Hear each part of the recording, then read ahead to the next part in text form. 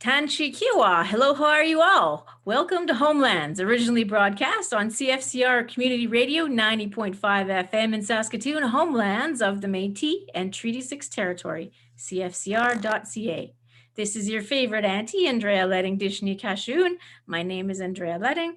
Call me Auntie Andy if you like, and I'll be your host over this next half hour. I am part settler, part relative, and 100% ally and relation to everyone. I'm just me, not a card-carrying member of any Indigenous nation, but I am loved, adopted, related to, and accepted by many, rejected by a few. Haters gonna hate, relators gonna relate.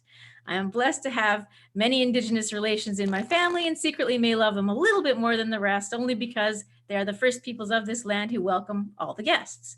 But I'm also Irish with some Scandinavian, along with a little bit of mystery, and that's the way I was raised, strongly anti-colonial and justice-oriented with a big related heart for all. I most empathize with my Batosh Métis friends and family and that history and culture growing up. And as an adult, have continued to try to live that Mio Pimitisawin, that beautiful good life.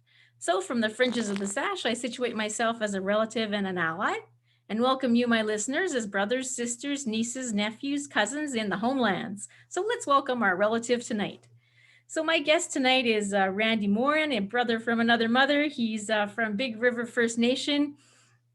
He's an instructor at the U of S, a fluent Cree speaker, a storyteller, an author of children's books. He's a proud father, he's a musician, and he's an Escapios. He's a helper of the people. So thank you, Randy. I'll turn it over to you. Also a storyteller for, of course, it's February's Indigenous Storytelling Month. So it's a good month to have you on here and talking about stories. So yeah, go ahead. Well, Andrea, thank you so much. It is an absolute honor to be a part of your program, Homelands on CFCR Radio. Uh, Andrea actually helped edit my second children's book, Sun and Moon, Iskaupism and Iskaupism. And as she introduced, I am an author. I never thought I'd be a published author, but it is an honor. I'm now starting to do a lot of writing because storytelling is my passion. The Cree language is also my passion. I grew up speaking the language. I didn't speak any English until I was like 12 years old. Growing up in Big River First Nation, it's probably the third or fourth largest Indigenous reserve in Saskatchewan out of the 74 First Nations. So we have a membership of over 4,000 members, huge reserve. It's located 2.5 hours north of here. It's got about 26 lakes inside the reserve. So beautiful reserve. A lot of stories about how that reserve came to be. It was founded by a man named Atikamekw Whitefish who had a vision of finding that reserve, and he traveled for months trying to find it with his little band, and he found it. So that was reserve that he chose, right? It wasn't like we weren't forced to go there. It was like our chosen land. But the story is that land is supposed to be huge, like huge, right? But through the treaty signing, like that land just, I think it's like maybe 8 kilometers by 6 kilometers. It's like pretty short day for all those people. And with the promises of like per family of 5, 640 acres or something like that. Like if they honored the treaties, man, we with all our population, we'd be taking up a lot of land, right? But anyway, I grew up there speaking the language. My grandparents raised me. My early years, cooking for me and teaching me hard work, and just being resourceful and really handy with my hands and fixing stuff, and being very resilient. Very ingenious, and being very inventive, right? So I had to invent stories. I had to entertain people. I was the class clown, kindergarten to right to high school. I was the entertainer.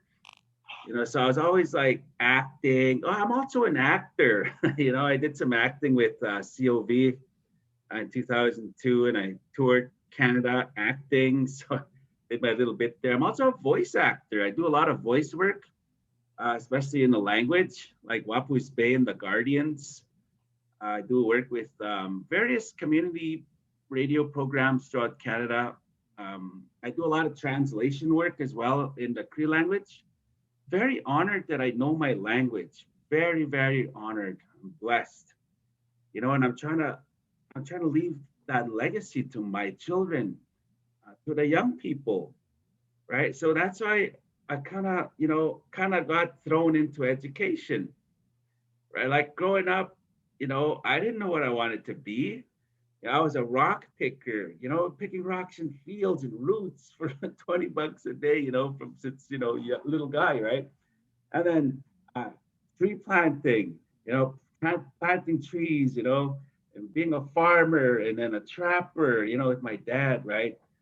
And just all kinds of jobs, bottle picker, garbage picker up, like labor, and then I was sugar beeting in Alberta, sugar beets, those hoes, I was doing that in Alberta, just getting roasted by the sun, like hard work, right? Hard work. Like my parents had no money, like they we all struggled, but it was a beautiful struggle. It made us define who we were, as young, as my age now. And then high school was a struggle. you know, wanted to quit, so many times, but I just wanted to keep going, right? I just, I wanted something to do. I wanted to, I just guess I didn't want to be a statistic. I struggled on and plowed through, and I graduated from high school. Wow, I graduated. I was the first graduating class in my community, right? Uh, our school went up to grade 10. We had to leave to Debden, right? Little racist town, So every time the indigenous population would leave the reserve to go to like grade 11 and 12, they wouldn't graduate. They just get forced out, right? And that happened to me. I go to that town. It was pretty brutal, pretty racist. So I opted to go to Sand Lake, a reserve next door, right? And so that's what I did. I didn't want to drop out. I kept going. For some reason, they built grade 11 and 12 in my community. So I was able to graduate first time, first graduating class of my reserve, grade 12. And I was in there, right? And I picked that song, Dreams by the Cranberries, that was our grad theme song. Everyone wanted to go with Garth Brooks, The River. That Real Hurtin', The River song by Garth Brooks. Everyone at The River. No, let's go with something upbeat, dreams, let's dream big, So I fought tooth and nail, and yeah, we managed to graduate with that one. At night we partied hard, grade 12. I partied a little too hard, a little too hard. I partied. And yeah, my girlfriend left me that night. She broke up with me. And my car got like, I got it stuck, right? And so yeah, somebody came pick me up and I left my car. So when I went to go pick it up the next morning, it was totally trashed. Somebody busted all the windows. Oh, my beautiful car. I worked so hard on that car. So I drove it home without the windows all around. And I was sitting there, day after my grad, right?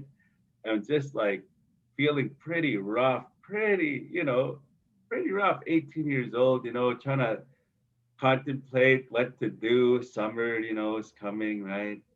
And this van pulls up. It's my buddy Orville, you know, and he comes up. Hey, Randy, what are you doing? I said, nothing. I don't know. I'm just sitting here. You want to go on a little ride? Where? Well, not far, just a little ways. You got your license, eh? He said, yeah, I got my license. Well, come on, let's go. I was like, oh, sure. I didn't even pack anything. I just jump into this van. And I get in there, and it's all these powwow singers, from my reserve, Whitefish Juniors, right? Whitefish Juniors, like, hey guys, we're going to a powwow. Yeah, we're just going not far. Yeah, right on. Thanks for coming. I said, hey, thanks for inviting me. So we leave Whitefish, my community Big River. We go straight to Saskatoon. It's like, hey, Saskatoon, right on. Yeah, and then they're like, yeah, right on, We drive right through Saskatoon. I was like, oh, no, no Saskatoon, eh? Yeah, no, we're just not much further, Going to Regina. Oh, Regina, man, I haven't been here. I think I've only been here once in my life. I was telling them, eh? Regina, wow, that's cool. Yeah, Regina, Yeah. We drive through Regina. I was like, hey, what's going on here? Oh, we're not going too far, not too far. Man, we make it to the US border. It's like, what the heck? United States? Yeah. We're just going just past the border, not far. We get to Minot, North Dakota, and they're like, well, Randy, this is it. You gotta drive from here. I say, why? None of us have driving license. Like you're the only one with the driver's license. What? Yeah, yeah, we gotta go to Detroit, Michigan. What? Detroit, Michigan? What the heck? I thought we were going to Saskatoon. Yeah, well, now you can't turn around. If we told you we're going to, you wouldn't have came with us. It's like, what the heck? Yeah, we're just going to go for a couple days. Come on, man. Don't be wimpy. It's like, I got no food, no money, no clothes. Like, what the heck? I just left without even like telling my parents. Oh, don't worry, you'll be fine. So here I am, freeway, first time in my life, freeway, 160 kilometers, the vehicle. And here I'm in this van. I'm just like just a reserve driver from the reserve. And I'm just like, oh my God, how much further is this road? It's so fast. And they're all just laughing. This is it. These are the roads. This is how they look. I was like, what? You mean I'm supposed to drive like this for hours? And they're like, yep, you're the one with the license. I was like, oh my God, man, it was just like, eventually I started to calm down, eventually started to calm down. And I ended up driving to Detroit, Michigan. And then, there's a powwow over there. And then they said, hey, Randy, man, we got to go to Foxwoods in Connecticut. We got to go to Connecticut. We'll go to New York. Yeah, go to New York. New York City. What the hell's in New York? I don't know. No, you have to. Oh, New York. Holy smokes. I've only heard about it in the radio. Here we are. We're going to New York. We're driving through New York. It's like, you know, and we finally make it to New York, a little bit of sightseeing. We go to Connecticut, Foxwoods Casino. And that at the time there was 300 members. They were all multimillionaires, like the Pequot Nation, eh? And so they sponsored us for like 3 weeks. So we had a tour bus, so we crisscrossed all over the states for 3 weeks, food, hotels, you name it. Here we are in Atlanta, Georgia, in the Olympics in 1996. We're just like rock stars. So so I was done. But for 2 months we just crisscrossed all over the states. We're going up all these beautiful like places, historical, Little Bighorn, Wounded Knee, San Francisco. Like we just like from New York to Connecticut to like Florida, to like California, like San Francisco and in between there. It was just amazing, And I became an expert driver, right? Like I was going like 180, not a care in the world, Chicago, and we got home, and my mom and dad didn't recognize me. They're like, holy smokes, you gained like 50 pounds. I didn't even know I gained that much weight. It was just always like, powwows and, what do you call that? They're bread in the States, fry bread, like fry bread and, powwow foods, man. Every weekend we had a powwow. And, I wasn't a singer. I was just a driver. You guys sing. Yeah, I'm just a driver, and they give me a little pay. And I had such a good time on an amazing trip. You know, Finally one time I'm not a singer, right? I wasn't a singer. I never claimed to be a singer, but they were short one man in this massive powwow. There's thousands and thousands of people, huge stadium, eh? And so there was a singing contest. I said, Randy, you have to sing. I was like, what? I don't know how to sing. You have to sing. There's no way around it. You have to sing. And they gave me this round dance drum and a stick. Follow us. I was like, okay. So I go there. Holy smokes, the spotlights and the cameras are on us. And I'm trying to pretend to sing. My mouth is like, you know, we ended up getting third place. Third place, so we ended up winning like I ended up making like $700 American. Like that was my cut, right? This is bizarre, And we go to these casinos, I was only 18, in the States you gotta be 21 to get in these casinos. And so I go sneaking in these casinos. I remember this one casino. Like I never gambled ever, right? I just followed these guys in, cowboy hats, and everything, cowboy boots, and we sit down, we start playing blackjack. I didn't know how to play blackjack, but I didn't know how to bet, so I was betting real big, and these guys, my buddy, what are you doing? That's too much of a bet. I was like, that's my money, and I'd win, and they're like, holy crap, you're winning. You know, Man, within like 10 minutes, I had about $700 in American dollars in front of me, like this big thing. And then I pushed those chips onto my shirt, onto my shirt. I pushed them onto my shirt here. I was just like kind of trying to count them and put in my pocket, you know. And I seen these security guys coming, and I kind of had a hunch. I kind of had a hunch. So I started, elbowing this one guy. Hey Archie, take these chips here, take him. Yeah, I was giving him all of my chips. All of a sudden I got a tap. Excuse me, sir. Can you follow us? Oh, just these real big, massive security guys. I was like, what's going on? Can you see your ID? It's like, I don't have ID. You better follow us. Oh, followed them to the back room. Man, they were like really serious. They're like, you don't have ID, you could get deported. Like all this stuff. And it's like, okay, I got ID. Okay, I got ID. It's right here. I get. Do you realize you're only 18? You're supposed to be 20. I didn't know that. Kind of trying to play dumb, Like I didn't know. I don't know how to read. Like if I didn't weren't believing me. Well, looks like you're gonna go to jail. We have to put you in jail. I was like, oh my God, really? Yes. This is serious. It's like, oh my goodness. And I just out of like pure, just like, hey, I know this guy. I know this one guy. And I mentioned this one of the big wigs of Foxwoods casino, like one of the big bosses, like he's like a chairman or something.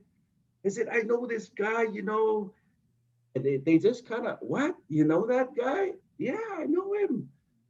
And wow, how do you know him? I said, he sponsored us. I'm a powwow singer. It's just like almost crying.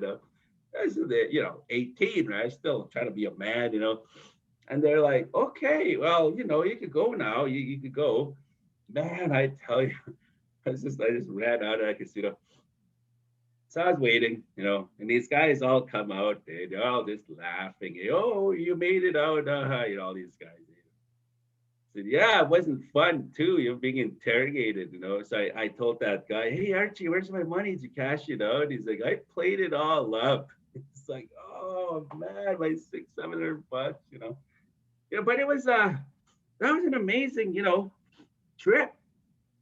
And we still, talk about it. I was the only one taking pictures. Back in the day, those little what do you call those disposable cameras? Like when I got back, I took all those photographs, like so hundreds of them, and yeah, yeah, I lost everyone. I wish I could find at least one, but yeah, yeah, unfortunate, what happened, but gone. Yeah, that was the start of many adventures in my life. Many adventures. Okay, like I've traveled and done many things in my life. And do I have time for one more quick story, Andrea? Absolutely. Yeah, we've got just under 10 minutes left. Okay, so another story is like that was after my trip to the States. And here I was brush cutting and tree planting, in a boreal forest, and real hot, bugs, bears, cougars, whatever, Sasquatch, and I'm all alone out there all the time, right? Meeting up with bears in the middle of nowhere, and it's like, and I sat down. I just like, oh my God, there's got to be more to this life, there's got to be more. And I sitting there. I used to smoke, and I quit, of course. But I saw an airplane. I was like, man, I want to be on an airplane. And I laid on the ground. I laid down, just kind of giving up, like this labor work is killing me. I was smoking. And I started trying to visualize like being in an airplane, looking out of a plane window, looking down on the ground, just seeing that. I started visualizing.